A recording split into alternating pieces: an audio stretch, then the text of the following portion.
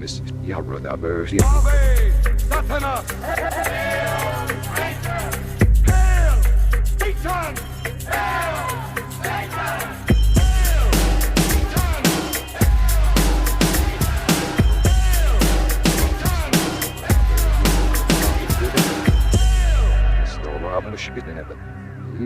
Greetings, heathens. Welcome to Hail Satan. This is the podcast exploring Satanism, culture, and life in general through the eyes of modern Satanists. My name is Joseph Rose. I'm a member of an amazing independent congregation called Satanic Delco, and we welcome members from anywhere in the world. If you want to learn a little more about that, visit satanicdelco.com. And speaking of Satanic Delco, just a couple of days ago, I delivered our Outsider Achievement Award to some high school students out here in Delaware County. This was the second year in a row that we've done this, and of course the kids were pumped to receive their awards. Each student is awarded a nice little certificate as well as $666 in cash to each of them. It's a little award we give out to some students who submit creative works embracing their outsider status. So congratulations to those kids, and thank you to everyone in Satanic Delco for participating. Hopefully we will do it again next year. I anticipate that we will. Today on the show, I'm going to have a conversation with Shane Bugbee. If you've traveled the world of Satanism for any stretch of time, you probably know at least a little something about Shane, but if not, we're going to change that today. First, let me acknowledge a few rad Satanists out there that have joined us on Patreon recently. We have Scarlet Moon, Enrai, Bo, Corey, Alyssa, Susan, Lydia, Teresa, Gorman, Jeremiah. Thank you guys. I say it all the time, of course, but the fact that you all find some value in what I do and choose to support it really means the world to me. I appreciate you very much. Thank you. If you have a moment out there, everyone, please visit the website at hailsatanpodcast.com. You will find links on the website to join me on social media, a form to send me an email, and a link to join up with us all on Patreon. And we have a few different tiers over there to choose from with various benefits, including the amazing Greetings from Hell Satanic Postcard of the Month Club. There are some exciting things coming related to that Postcard of the Month Club. That is the most direct way you can support me and this show if you'd like to do that. So visit hailsatanpodcast.com. Okay. Our guest today is the infamous Shane Bugbee. He's an artist with a long, twisted history in modern Satanism. Welcome, Shane. Oh, thank you very much for having me. I'm happy to have you. I reached out to Shane randomly on Twitter. To be honest, Shane, I didn't really expect a quick, direct reply from you. I didn't know that you would see it. I didn't know how active you might be on there, but I just posted up one day saying, man, I'd like to have a chat with Shane Bugbee. I bet he's got some stories to tell. And before long, there you were. Yeah, I'm accessible. I hear that often, like people are shocked when I'm accessible for some reason. I don't know why that is, but it sounds cool, I guess. I don't know, mysterious. I don't know how to take that, but sure. I'm glad that you reached out. Yeah, so am I. It's in the satanic community. It seems people are afraid to reach out to me, or I'm not really sure why, but I'm glad you did. Right on. So am I. So many of the listeners of this podcast are new to Satanism. And often enough, this podcast is their introduction to the idea of Satanism. So for those newer people who might not be familiar, can you give us a brief introduction as to who you are as it relates to modern Satanism? Well, okay. I'm one of the few remaining members of the old guard of the Church of Satan, which means that Anton LaVey gave me the authority to talk about his religion and his philosophy by making me a high priest in the Church of Satan. I was the last person he made a priest or reverend in the Church of Satan, and before he passed away. And I met Anton LaVey through reprinting the book Might is Right that he borrowed from for the Satanic Bible. So my introduction to Anton LaVey wasn't a person that was looking to be a Satanist or I wasn't even a fan of his necessarily. I'd sold a bunch of satanic Bibles out of my gallery, and I hadn't even read it. And so I went there, and he was a pop culture icon to me. It was just another person I was interviewing, a famous person, you could say, or a person of interest, I like to say, I guess. And we became friends. And at some point, he called me. Blanche called, and Anton's in the back, and they said, Shane, we want to give you this authority to speak for Satanism and stuff. And I thought, wow, that's cool. But what does it get me? What will I get out of this? Do I get something free? Do I get discounts at certain restaurants? And Blanche just laughed and said, use it when it behooves you. And then, here we are 30, I don't know how long, it's so long ago, but like 30 years later, it's Satanism as the art movement has grown quite a bit. Yeah, I suspect it really has since then. How did Satanism first come to your attention, and what was appealing about it to you?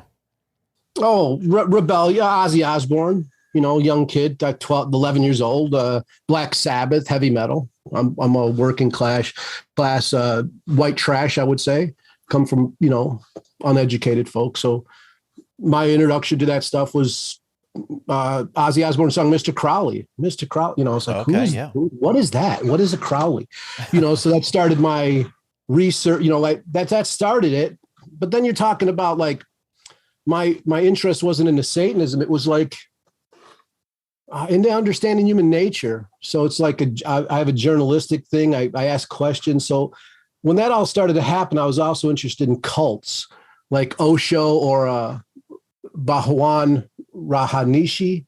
He went by Osho. He had a cult. They called it a cult in Oregon. Was into Jim Jones. So I started going to the library and using the internet before it was the internet. It was called microfiche. And we would look at the files, and I would just do my research at like 11, 12, 10, from like about 10 or 11 years old on these kind of odd people. People would call them odd. And I was just like, wow, these people are really affecting the people these are wrong people. These are bad people. And I'm like, what's so wrong about this? What's so bad about it? So I just once someone said something was wrong or bad, I wanted to know why. That's where I came to be here. Yeah, I think I can relate, similar beginnings.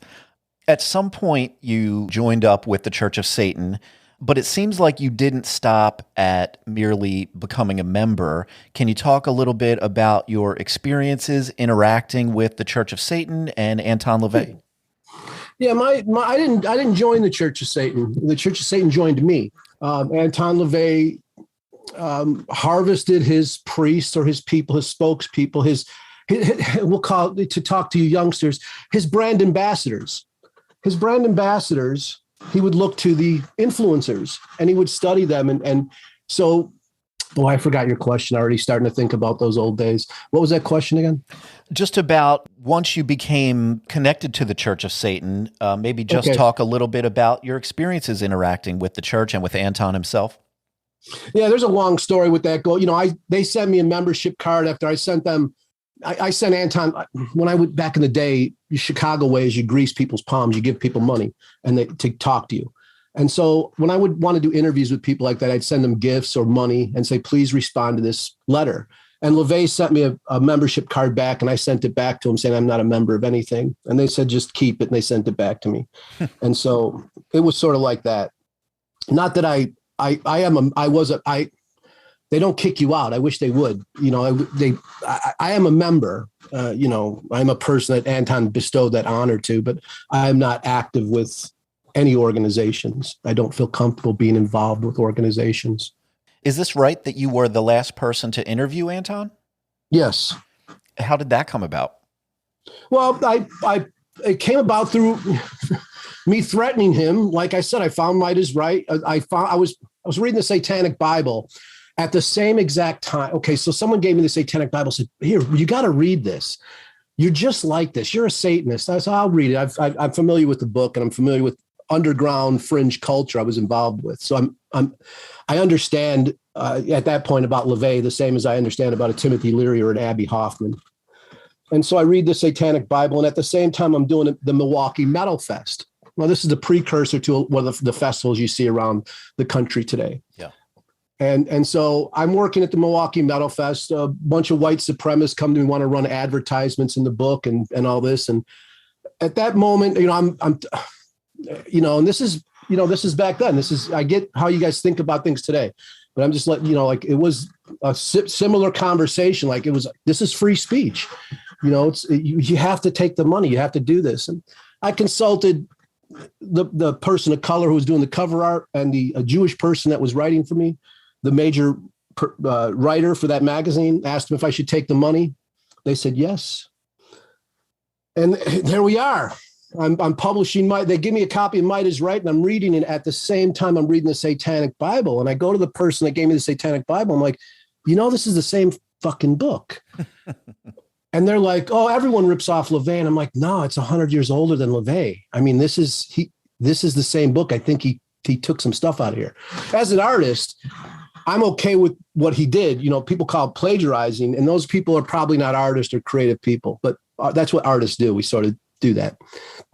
And so it was just surprising to me. So I started talking to the Nazis like, hey, how's this relate to Satanism? And there it was. I put out Might is Right, and I had Anton LaVey as the foreword and the Nazi as the afterword. And that was, for me, I love juxtaposing shit like that. So it was a really great moment for me, because I have death threats from Nazis, and they'd write me or call my office and say, we're going to come and kill you. But the Nazis would sign their full name and put a social security number down or their address. And then the Satanists would write me and be offended. We're going to curse you to death. We're going to curse you. A magic spell is upon you now because you did this with the Nazis. So it was just fun to get grief from both sides for me. Yeah. I didn't think about it as we do today about platforming people who aren't really into free speech. That's a hard one for me to get around. I'm all for people talking about really fucked up stuff. Yeah. I am definitely a proponent of free speech and protecting free speech. But there is the argument, and it's a hard one for me to understand how to argue, is how do you give speech to people who want to take away speech? And that's that's a rough one to navigate for me. I would not platform people like that anymore. As an artist and as a person who's a white trash high school dropout artist, there's no way that I could do my job as an artist, which is, what do artists do? We tell history. We tell the real human history, the human story. Rich people write history books, but that's not history. History's held within art. So how would I tell a white trash story without dealing with Nazis or rebel flags or all this kind of stuff? Yeah. That's what surrounds me. It's the same with any lower class group of people. A lot of really toxic shit is involved in our life because we don't have access to education, healthcare, and other things. So what we're going to present is going to be ugly, awful stuff, but that's not really my fault. It's the society as a whole's fault. I just show what I see.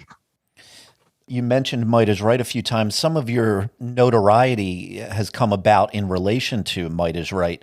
How would you summarize what that book is and what made you so interested in it at the time? Well, that's a good one. There's two questions. I have to do one at a time. So if I forget the other one, let me know. Sure. How do I see that book? Well, I see it just as an angry screed. For me, it was about presenting something that wasn't accessible. So for me, back then, how I saw it was, wow, this is an opportunity to, as a publisher, publish something that's radical. As I was publishing obscene works from cartoonists and shit that was literally illegal in this country. And so I was like, this is a hot one. I want to do this. And so I saw it as presenting a historic document or something, like presenting a truth. Like, this is what Satanism is based off of. I have the facts. So I was going to market it to goths. That's what I threatened LaVey with. I'm going to market this to people and tell them this is where you got your book from. And so, time for you to write it forward or not, but I'm going to do that. And so that's how I saw it, was just like a piece of history. But when I read it, it just had a lot of ugly, brutal truths that were hard to escape, especially without formal education. Especially without a formal education. It was hard for me, that's 30 years ago. I definitely educate myself. I'm well read. I'm just not formally educated. And so reading that, it made a lot of sense, because that's exactly the life that I was surrounded by, was victimization, exploitation, abuse, power. My might is right. That's what I saw around me. So it was truth, with that limited education and that youthful mind, it was just truth. Yeah. You have to be strong to survive. You have to punch back. You have to fucking show a hard face. And coming all this way, it's a really hard life for men to live in that toxic mindset. You can never show your emotions. Might is right really rings to men, especially because of that idea we can't be sensitive and all those kind of problems that men face, or I don't want to say masculine, but we'll say the men culture right now. Yeah. And so I saw might is right like that. And as I started to move forward with things and talking to my co-conspirators, like, hey, let's revisit might is right. Let's put out a number 2, but let's talk about the idea of empathy, of watching animals, predators, exist with their food and not be so perverse. Let's talk about how it's a symbiotic relationship. Let's talk about these things, because might is right was so skewed towards one thing. And so I started to want to do something like that. And those conversations went on for decades. No, I shouldn't say decades. My relationship with the people I was involved with in publishing Might is Right and promoting it went on for decades. About 2015 or 14, I started to move away from that stuff. I started to get therapy. And when I was treating my traumas, I was able to see other people's traumas for the first time. Because before that, I could only think about my problems until I was able to deal with those, that anxiety and stuff. Then I was able to see people of color's issues, like how bad they have it. If I have it this hard, if I'm that fucking bad, oh man, you really got it. And so I was able to start seeing that stuff. And at that point, I really started to pull away and say, we have to do something about what we created here. There's a groundswell happening that I'm responsible for ultimately. The people I worked with were tools. They did what I said. And so I need to figure out something about this. And then 2016 hit, I got a bunch of emails from like Trump fans and white supremacist people and thanking me for putting out Might is Right and our president's in the office, and oh fuck. And that's when I took it off sale. I was like, yeah, I can't even take money for this thing anymore. It was a weird moment though, because in my old days, in that November, I pull it off sale. I'm talking about it. It's coming off my website and stuff. And these December, Obama and the Pope both mentioned Might is Right. And I'm like, holy fuck, like sent me into a tailspin. Like I had anxiety, panic attacks. Yeah. Because these are the 2 most powerful men in the world speaking about something a fucking dude that was living in a Chevette published and made very popular for a great long time. I was the only one publishing it and having it tour with black metal bands and really promoting it.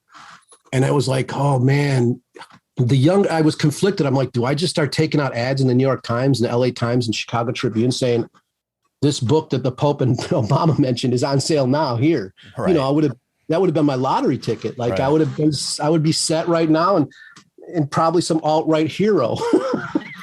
Yeah. If that's what you were looking to be. Well, but I'm just looking to be me. I'm just me. And I go with my feelings. And as an artist, that's what I do. Yeah. I don't take the name as an artist as an identity thing. It's something that people communicate to me and tell me that I am. Around how old were you when Might is Right was republished?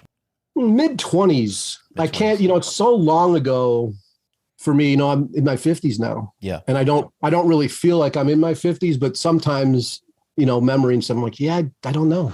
Yeah. But a long time ago, almost 3 decades ago. I just asked because I wonder how much of your connection and interest and everything that you had toward that book at that time is a big product of not only your environment and experiences, but the fact that you were a young man. You were, how much of it was just the edgy, rebellious sort of bit of a young man?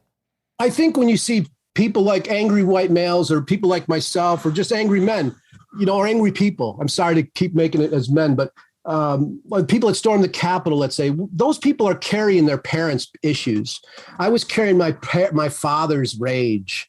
I wasn't even defined as a human being at that point. I was still carrying my father's rage, but I could see what he was saying as far as the working class getting stuck. And he was a union member. So when I was talking about Might is Right and shit like that, always in my head and heart was my father as a pipe fitter, a union member, picket lines in Chicago, how picket lines people would have. When I was a child, you'd see picket lines, union members with ball bats, and they'll beat the shit out of you if you cross the picket line. Like, you're not going to get groceries.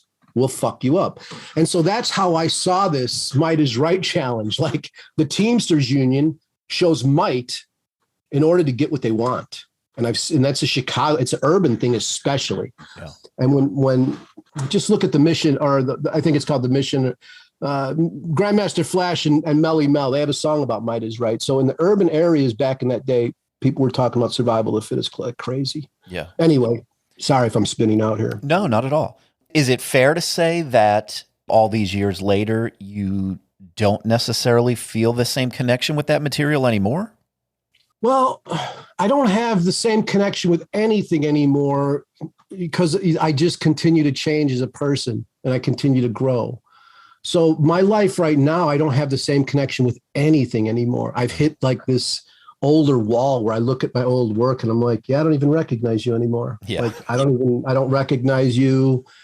I have a totally different interpretation of it. And I can only go with what memory serves me when I did it. You know, but yeah, I do. I see the honesty in a lot of this work too. And it's not like an honesty we need to enact. It's an honesty, like a lot of LaVey stuff. A lot of people take the Might is Right or that kind of philosophy and use it to be a dick, versus how I took it as, wow, this is a warning about what we're up against. So, you know, we take things that way. But yeah, I definitely see things differently. It's unfortunate. It's unfortunate that we are in a society where you do have to show strength, where if you are fat, you're looked at poorly. If you're short, you're looked at poorly. If you're a person of color, you have a disadvantage. It is a really awful society we have. And so you do have to pretend or be mighty or strong. You have to present this image that maybe you're not. Like, I don't want to be strong all the time. I just want to be me. Yeah, you just mentioned, you could be short or fat or any of these things. And I've been given a lot of thought lately to the idea of the outsider and all of the million different reasons that someone could feel like the outsider. And I think any of those things, once that seed is planted in your brain, when you feel like, oh, I'm the outsider, I'm different, I'm left out, or whatever it might be, sometimes those feelings can turn dark and lead people into weird directions. And I think maybe something like Might is Right is just ripe for people like that sometimes. Yeah, I don't know about it feeling. I think the understanding that there was a definitive lack of opportunity for me is what attracted me to anger and rage.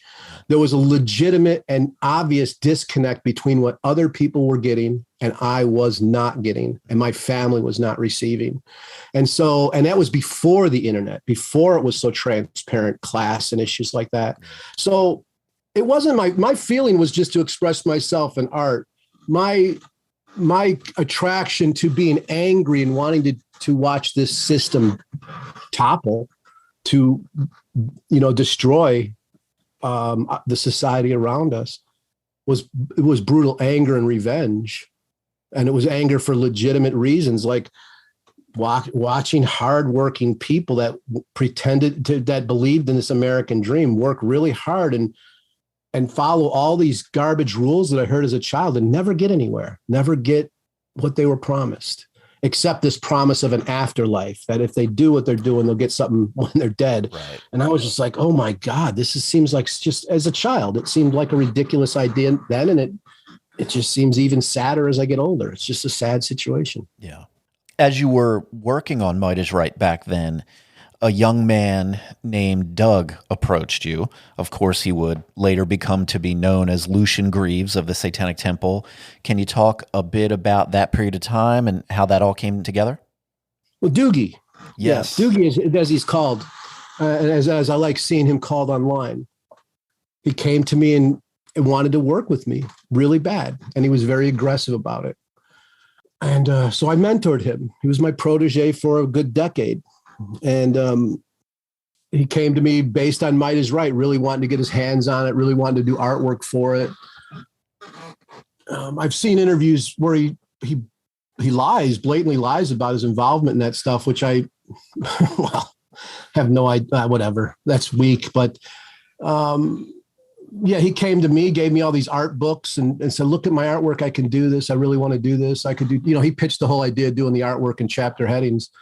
And I was like, that's a good idea. That's it for me as a publisher. I'm like, yeah, any kind of new edition brings new sales. So I'm all for it. And that's when we started to work together. And I enjoyed that. When I knew Doogie, though, he was straight edge. I think he had his first drunk with me. He had his first drug use with me, all that kind of stuff. So it's like, I know a different person than I think a lot of people know, and yeah, so he came to me, but Doug has a different set of ideas on what he wants to do with Might Is Right. Doug is a person, for me, I'm a libertine. I'm for people having less control of themselves and the world. And I'm for less control. Doug borderline's a fascist kind of character. He's a person that's into control and stuff like that. So we started to philosophically break apart before we publicly broke apart. He did do the illustrations for your version of the book, right? He did the illustrations. He did promotion. He went up to do Detroit and did book signings. He did whatever I told him to do. He did what I told him to do always. And when it was like, he was a good soldier. And I'm not saying that to put him down. People will see it now like, oh my goodness. People like, because there's a cult now that's formed. Like legitimately, the Satanic Temple is like a totally like the Church of Scientology at this point. And it's like, people defend that guy without even thinking about it. Without even thinking about the actual history that's going on here. I have found that there is a lot of knee-jerk defense. I don't know. It feels the way I put it is a type of brand loyalty that people have related to the Satanic Temple, and they will defend very quickly. Yeah, I mean the whole thing, and I see that you're part of that group, and I don't want to put you down, but I think the whole thing, like, it's weird because we set out to sort of make fun of people like you, and I'm not like you, but in a general way, it's wild. Well, I can tell you, Shane, that Lucian and the Satanic Temple are no fans of mine. That's for sure. I see you promoting them. I don't know who's who. I just saw their stuff on your page. Anyone who was attracted to that group, we clowned you, we tricked you. And I don't mean to put you down. I'm just letting you know, like behind the scenes, like that's what happened here. And no, I understand that. People put down Anton LaVey, and it's all like, are you fucking kidding me? This is all his. Yeah. It's like his, and you're like going to make fun of this guy who legitimately you're his children. If you are that, if you're not just seeking it for identity or whatever it is, a lot of these people that are involved in the Satanic Temple are involved. They're not seekers. I don't think they're really like religious converts. They wanted the easy route and they took on a religion to explain their life versus taking on another book to understand themselves. Yeah. I won't pull us off in too much of a tangent, but my adventures in Satanism began probably a lot like yours, just a rebellious kid. And in my case, I just stumbled upon the Satanic Bible when I was a teenager. I got my hands on that, and that was about all I needed to see at that point. It felt right at home for me. And over the years, I had my ins and outs with it. I poked some holes in it. And when the Satanic Temple came along into the public eye, like it did for so many, I was interested. It was the first time in a long time that a new, fresh, exciting satanic thing appeared to me, in a tangible way in the world like that. And so I was excited by it. But long story short, in the time between then and now, I've had, quite a roller coaster ride of a relationship with the Satanic Temple and the ideals and execution of the Satanic Temple. And so, like I said, they're no fan of mine, but I do spend a lot of time talking about them because they're the big game in Satanism. And, when you want to talk Satanism, they come up. I think they come up in certain circles, but it's just like, Satanism has this long history, and we'll just talk from the LaVey years. Yeah. And there's a lot of groups that break off and have their moment. Yeah. And you can see that Satanic Temple had that, just like a ton of other groups. But all the news reports are now going back to LaVey again. Like, this is foundationally from LaVey. So it's always going to come back to Anton LaVey and the Satanic Bible. So the idea that we did a great service for Anton LaVey's book and to people understand it is true. Yeah. But the idea that we did a great disservice to a lot of poor, ignorant people is also true, and it's sad to see people taken in by the word Satan or Satanism. It's not really it's not a group effort. It's not a club. It's a really hard thing to see people. It's not to make it into these clubs, because that's not what it is. And that right there perverts the whole idea of an individual expressing their individual and exploring life through their individual. Satanism is not about surrounding yourself with like-minded people. You never learn that way. You surround yourself with people that you don't agree with or you don't understand or is a different culture. And that's how you're able to expand your mind. Yeah. Are you opposed to or not interested in the idea of the satanic communities that exist so often? I know typically the Church of Satan has a more individualistic stance and they're not very interested, whereas the Satanic Temple and groups like the Satanic Temple are more focused on community. Satanic Temple, and here's the thing. You didn't join the Satanic Temple because it was a community effort. You joined the Satanic Temple because it was free. Had we put a cost on there, you wouldn't have joined.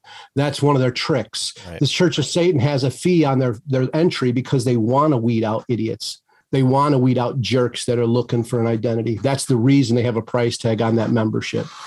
And that's the way it is. But so they present as exclusive. And that's also a trick about, to allure you, like, oh, we want to be in this exclusive club. But the communities, it's again, a generational thing. You're changing words up like gay, or queer. I mean, queer used to be just odd. It changed words, and like gay was this one meaning. And then maybe a decade ago, kids were using gay as just odd. Right. So these words seem to change. And you're using Satanism in a way that you would usually use it as the word goth, a goth community, because that's what you basically are. You can't be a satanic community because no one in there is going to think the same. It's just like it's like an impossible feat to have a satanic community. You can have a coffin club that meets up and there's a bunch of goths meet up, and then there will be a bunch of people that proclaim Satanism. But when you talk to them, they shouldn't be saying the same shit. See, that's the funny thing about these groups. You start to become this hive mind and it just becomes a joke. And it was the same thing in the Church of Satan. Like they have their little secret groups, secret bulletin boards online and shit. And it's just a fucking joke. Yeah. Like it becomes the same kind of joke. Everyone's like, that's not cool. I'm like, well, I actually think it is. Well, that's not satanic. It's like, fuck off. Satanism is about an individual experience. There's a general philosophy out there, and that's Anton LaVey stuff. And then we each take and interpret it ourselves, and that's our business. Right. But it's not something we're going to probably agree on all the time. Sure. But I'm not against that stuff either. I think it's cool. You see, it's a double-edged sword. I think a lot of the stuff is cool if people are in it for the right reasons, which is seeking knowledge, expanding your, being enlightened, expanding your worldview to think about more than just your individual self. Actually, that's what this is. But people look at it as I'm just going to think about myself, which is incorrect. And I say that from a place of authority when I say these things. When I get online and I'll talk to a Satanic Temple people, they'll talk shit to me like the disrespect that I or other people get from seekers is amazing. It's amazing, especially considering my history and my authority to speak about Satanism. It's amazing that these people will go like, we can say whatever we want, we can create whatever we want, we can define anything we want. It's basically Satanic Temple has created this idiot form of nihilism where nothing matters, but words do matter. Definitions do matter. I agree for sure. There should be more focus on actually finding definitions or sticking to definitions to some things nowadays. This is why I started the Satanic Almanac, so we could all get together on wall purges and sort of talk about how Satanism, the philosophy, because it's not a religion, it's a philosophy. As LaVey would say, all religions are rackets. They're made to fucking scam people. Yeah. And so it's a philosophy, and we should be getting together and thinking about how it applies to today or the future. How do these concepts in Satanism apply to what we see in the future or what we see coming in this next couple of years? Do we see fascism coming to the United States? Certainly seems that way. Certainly seems that way. And so as a Satanist, if we're going to be in a community or a discussion together, I would like to talk to Satanists about, how do you see this? What do you see? And there's going to be people in that group that are going to be like, yeah, I'm all for it. Like, I'm for fucking more military. I'm for police on the corners. I'm for more control. So you have this great conversation that is going to ultimately reward us with a truth, or at least some poetry to think about throughout the year. And so I see Satanism as, and I understand it is a philosophy that's fluid. It's much like the Satanist. You can't nail it to the wall in a individual way, but in a general definition of a way. There is a book out there and you can nail that to the wall. Before we get off of the topic completely, early on, your role, I guess, if you would define it that way, in the formation and early days of the Satanic Temple isn't really clear in any public way. If you can, maybe walk us through how some of that went down from around the time that the Hail Satan film was being made up through, the time when your relationship with TST or Doug ended. This thing incites a riot in my fucking head.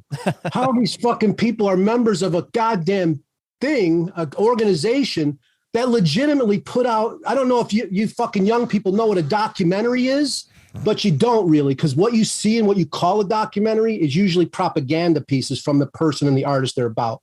But documentaries hold conflict. They hold opposition, opposing views.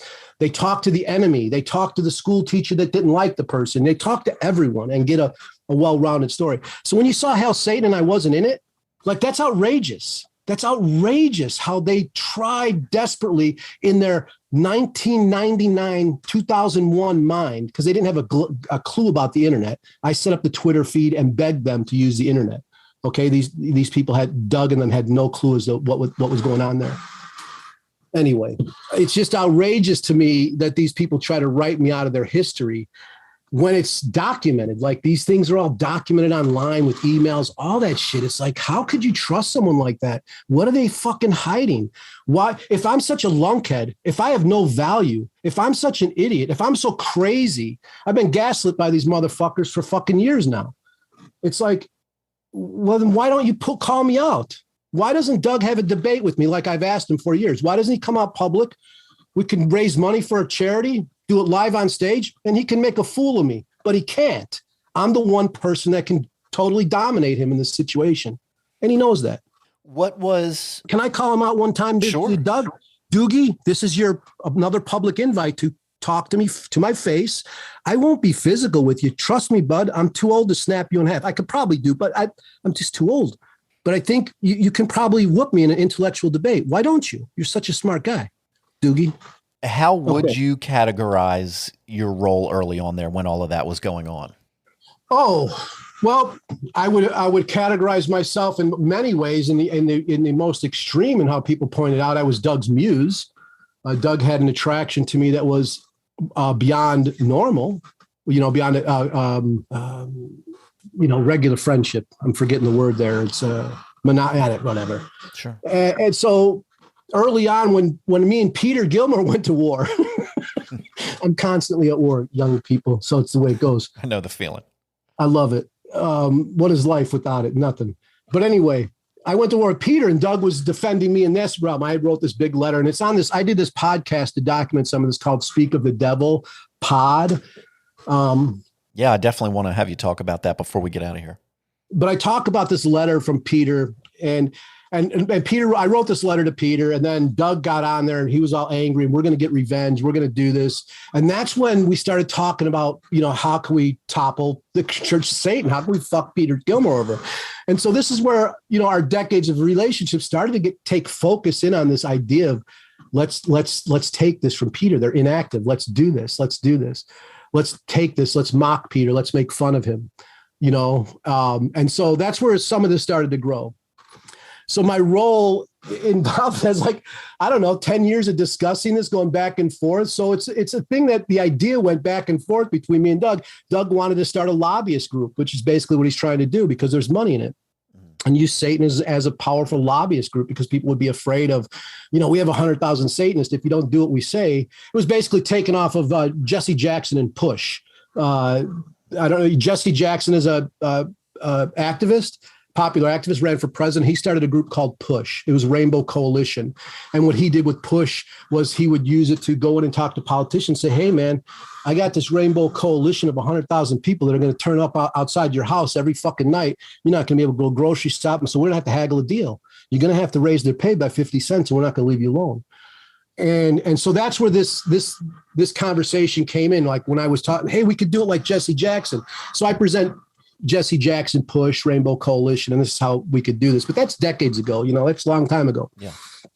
So when the Satanic Temple started to form, when Doug came to me and said, hey, I'm starting to, he's having issues at Harvard. People there are laughing at him because he's a Satanist.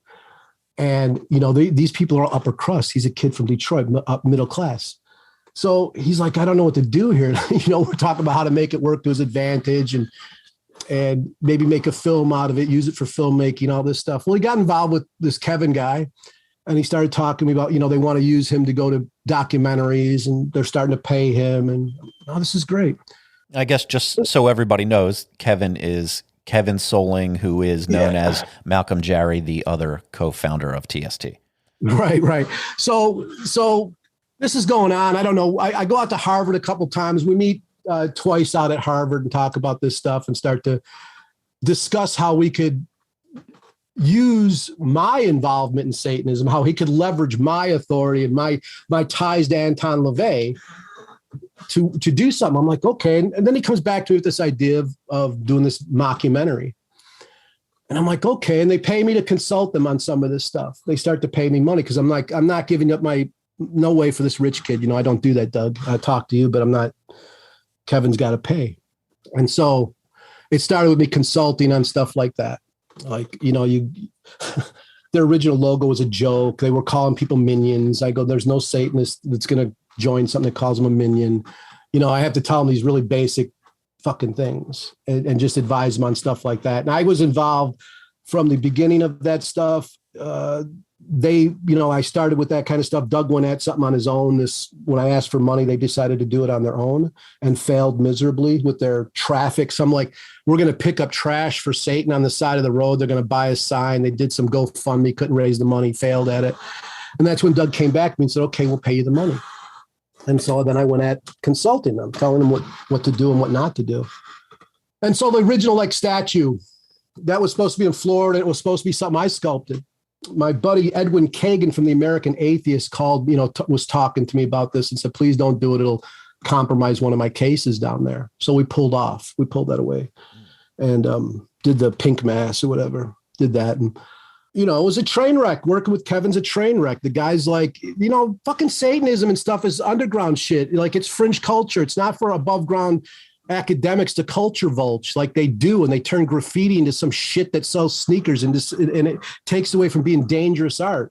Graffiti used to scare people away from neighborhoods. Now it's a gentrifier. It's the same thing with Satanism. It's becoming something that's, going to be acceptable and selling sneakers soon. And it whatever. That's gross. It's not. It's just gross. We want it to stay dangerous. During that time when you mentioned like the creation of the Baphomet statue and all these early things that were documented in that film, you were present during all of that stuff. You were still involved. Yeah. For a good chunk of the beginning of that film, yes. Yeah. I mean, there was a part during. I was involved in the planning of that, but when the sculpture started to get sculpted and created and all that stuff, I wasn't. That's when we started to pull away. You know what I'm saying? When it started to become initial sketches and stuff like that, that's when we broke up. Because Doug was like, this is a moneymaker. And I go, this is going away from the idea of the film project. And see, when I was supposed to play Lucien Greaves, Doug wanted me to be the Lucien Greaves guy because of my history of being run out of towns.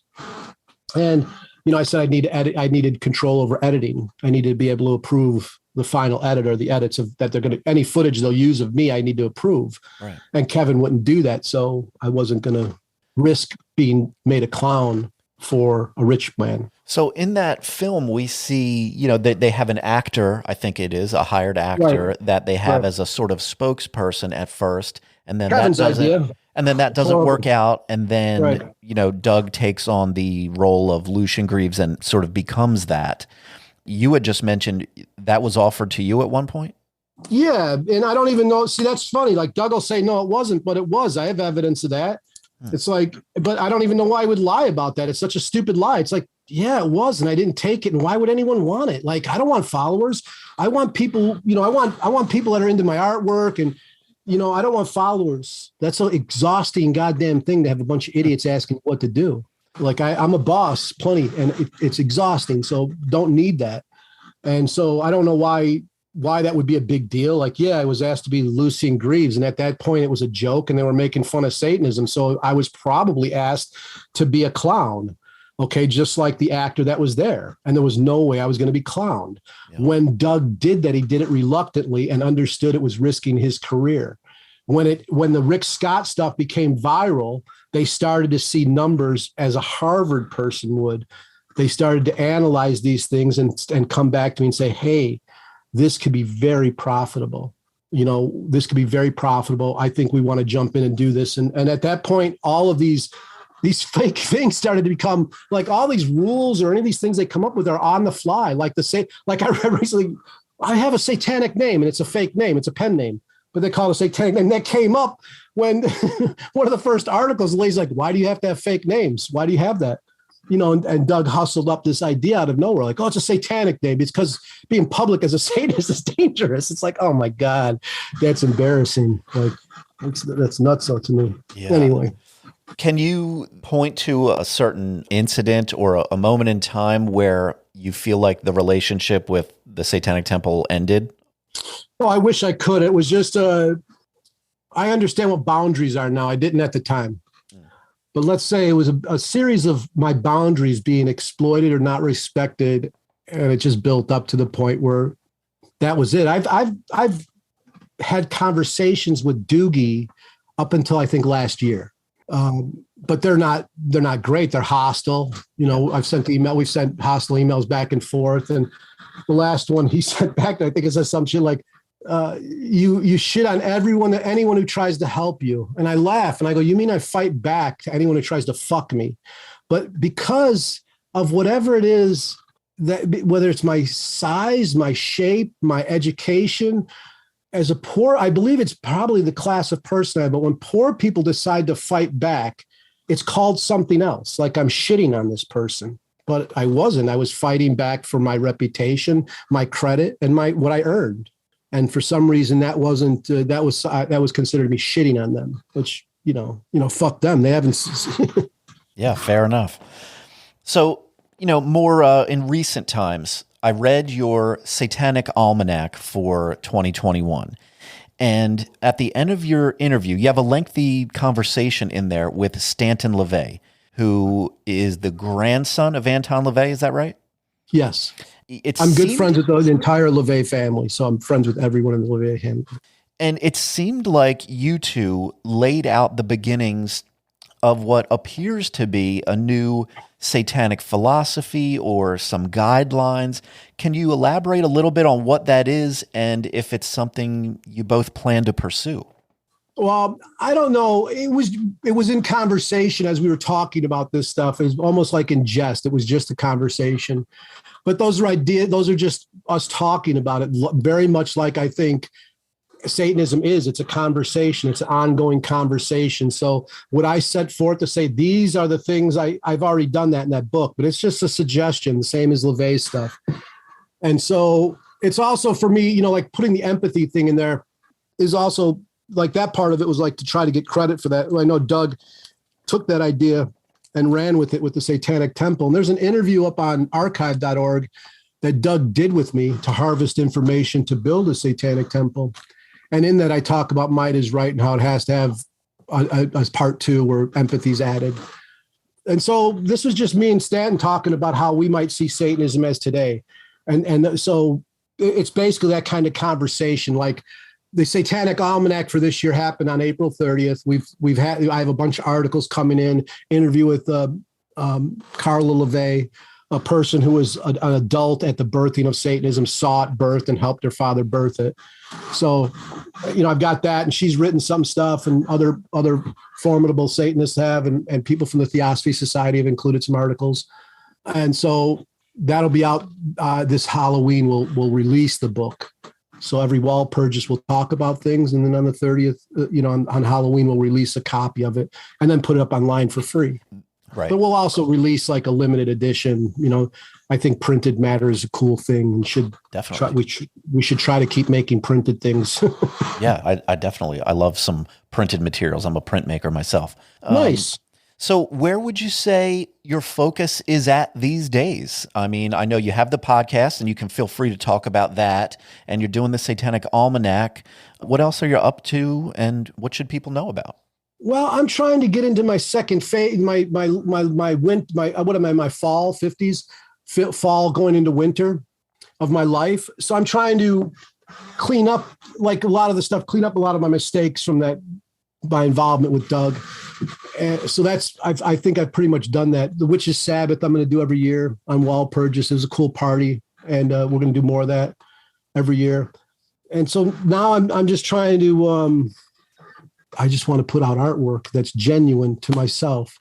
And I think the problem with being an artist, a lot of times artists run into a wall where they're afraid to talk about something. They're afraid. We tell truths that are painful to ourselves. We share of ourselves until there's nothing left to share.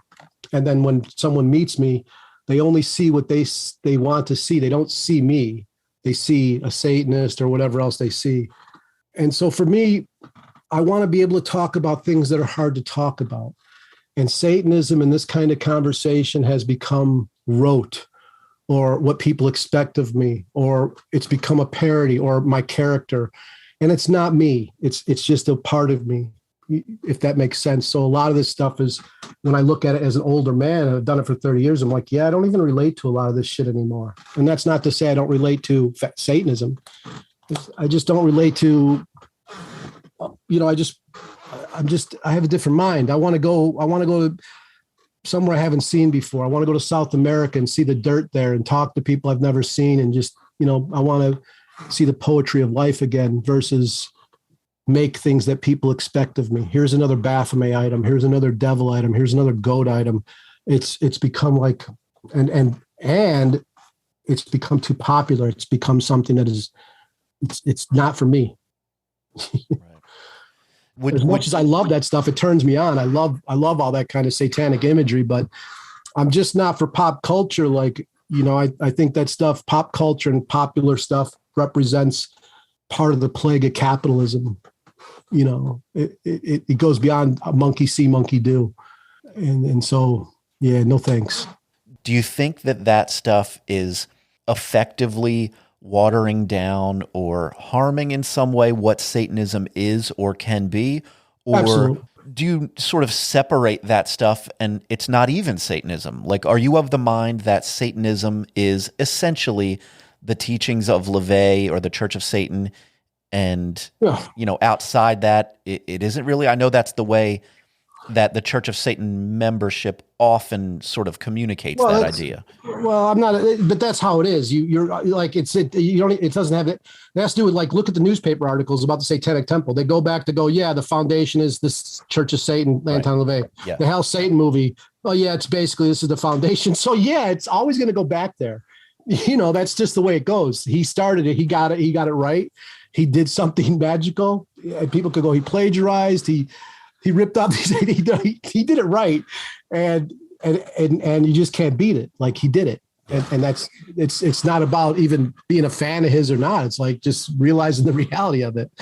But yeah, I think all underground culture, all counterculture, when the revolution, when like the Arab Spring happened and revolution was in the air, 90 days later there was Coca-Cola billboards everywhere saying, "Drink up the revolution."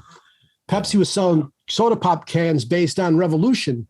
So it's like all of this dangerous stuff eventually makes it into your hands. And I mean your hands, meaning the fucking people that are part of a mainstream collective that are all looking to join some garbage. Like, it makes it into your hands and you officially think you're fucking cool, but you're not. You're just a consumer, as you've always been.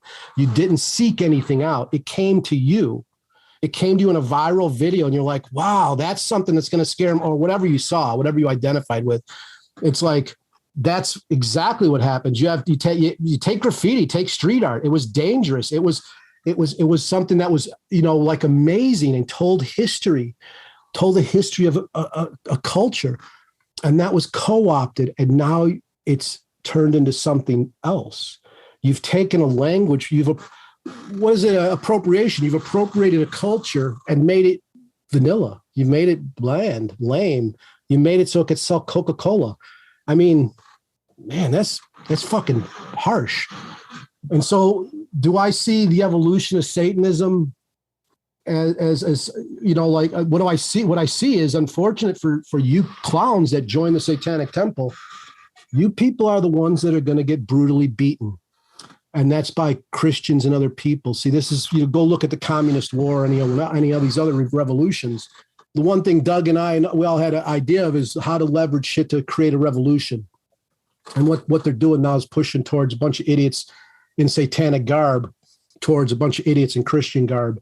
And you're going to see that play out in a violent way. And it's going to be unfortunate for a lot of the idiots that have donned their satanic garb without understanding the danger of being a public Satanist or saying that I'm a Satanist. I don't think they really understand that stuff, or they understand it really well and don't have much to live for anymore based on being a dishwasher or fry cook. And I've done all those jobs. I'm not above that. I'm a working class person, a poor person. So I understand that. That's why I say it. It's not to put anyone down. It's to say I understand brutal work where you don't have any time left to think. You sleep and get ready for work the next day. That's all I'm saying. You just don't have it in you to understand what's going on. And you join something really quick because you don't have the time to think. That's what religion takes advantage of. It's powerful stuff, Shane. I really appreciate you taking the time to talk about all this with me. I appreciate you asking and not being afraid to ask. Is there anywhere anybody can find you, your website, anything like that? Well, as you found out, you just say, "Hey, Shane," on Twitter. I'm like, "Yeah, what's going on? Where's the barbecue? What's the address?" Right on. If you got a barbecue to invite me to, well, I'll come to the barbecue. I probably won't eat anything because I'll be worried you might dose me. But you never know. If you're ever in Chicago, look me up. We'll have coffee. I'm pretty good like that. Certainly will. Yeah. I love a lot of what you've had to say, and I really appreciate your spirit about all this stuff. Our Satanism has been through different places, like every individual's probably does. But I really, I find a lot of what you have to say inspiring and interesting, and I hope to chat with you some more in the future. Yeah, and I think like LaVey said, the first 100 years are the bumpiest for a new religion or a new idea, and that's what's going on with Satanism today. That's surely true. I think so. It's great that we keep talking about it. Yeah, and I appreciate your hard work, and I hope to talk to you again. Right on. Thank you very much, Shane. Take it easy. Bye. All right, guys. I guess that's about everything for today. I hope you enjoyed this chat with Shane Bugbee. He is no doubt a wild motherfucker. If you've got a moment, please visit the website at hailsatanpodcast.com. Stay safe out there, and hail Satan.